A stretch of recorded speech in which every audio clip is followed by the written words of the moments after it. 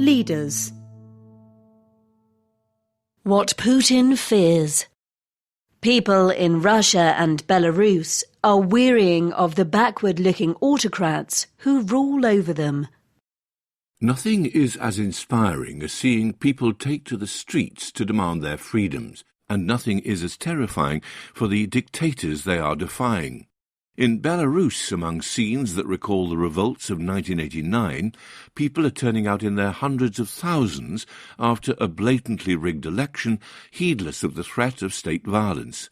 In the Russian city of Khabarovsk, tens of thousands march week after week to protest against the arrest of the local governor and the imposition of Moscow's rules. Vladimir Putin is rattled. Why else is Alexei Navalny, an anti-corruption crusader and Mr. Putin's greatest popular rival for the Russian presidency, lying poisoned in a Berlin hospital bed? Regimes that rule by fear live in fear. They fear that one day the people will no longer tolerate their lies, thieving and brutality. They try to hang on with propaganda, persecution and patronage, but it looks increasingly as if Mr. Putin is running out of tricks, and as if Alexander Lukashenko, his troublesome ally in Minsk, is running out of road. That is why, despite the Kremlin's denials, they are falling back on the truncheon and the syringe, and it is why, as the protests roll on, they must be wondering whether state violence can secure their regimes. Both leaders came to power promising relief from the chaos that followed the collapse of the Soviet Union. Mr. Putin offered his citizens a deal: stay out of politics and you will get order and better wages. Mr. Lukashenko promised Soviet-style continuity. Mr. Putin was lucky that oil prices soared after he took over. Ordinary Russians benefited, though not nearly as much as the regime's cronies. Mr. Putin built a mafia state. Mr. Lukashenko an old-fashioned dictatorship. Both men seek to project an image of strength through tame media. Mr. Lukashenko had himself filmed this week whizzing around in a helicopter and brandishing an AK-47 to face down the supposed Western plot to overthrow him. However, neither regime can reform itself. They may use state television to proclaim virtual change, but they struggle when it comes to the real thing. Start with the economy. Belarus retains a theme park version of the old Soviet system. When Mr. Lukashenko went to gather support among the workers, he flew off to a state-owned tractor factory like some latter-day Lenin.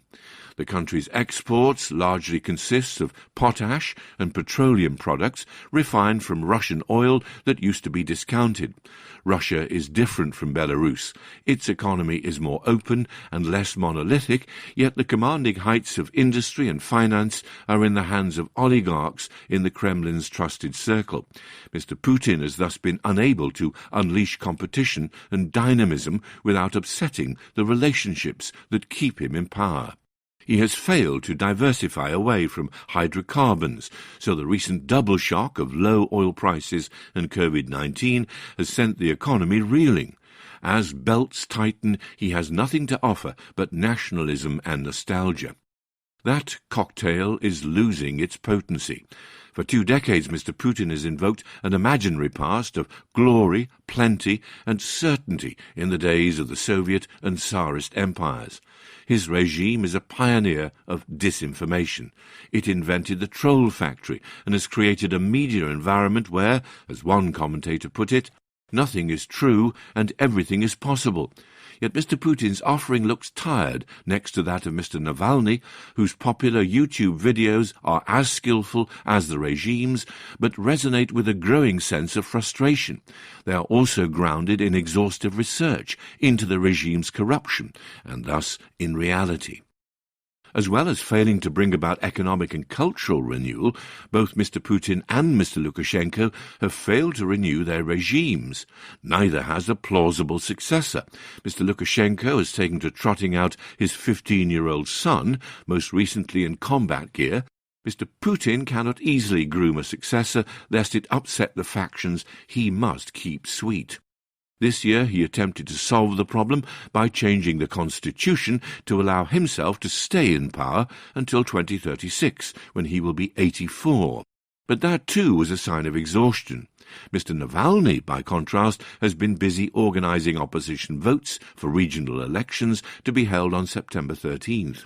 He may have been removed from the stage because if Russia had seen a popular movement like that in Belarus, he would have been its most plausible leader.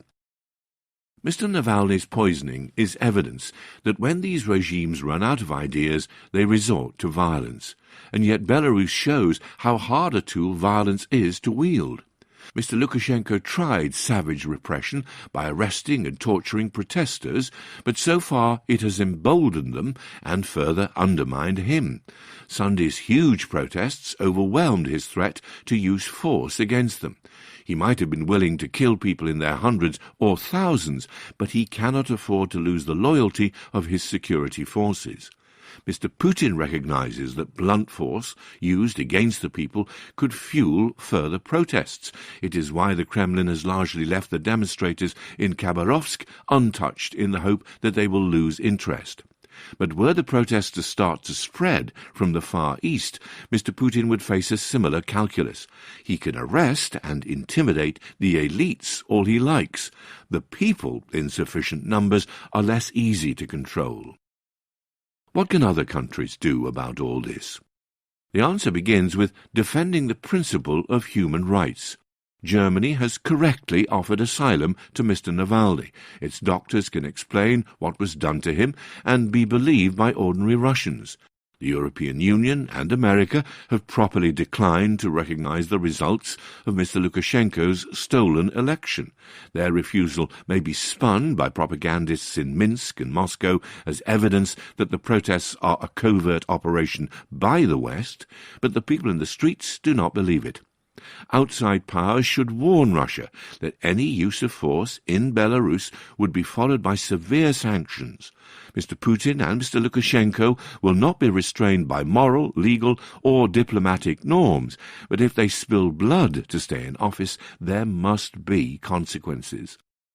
How long these two dismal regimes will survive is anyone's guess. Backward-looking autocracies can cling on for years.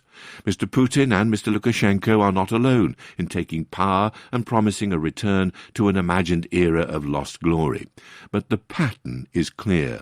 Although this may feel good at first, the people eventually become, in the words of one Belarusian protester, sick of them. And that is when dictators should be afraid.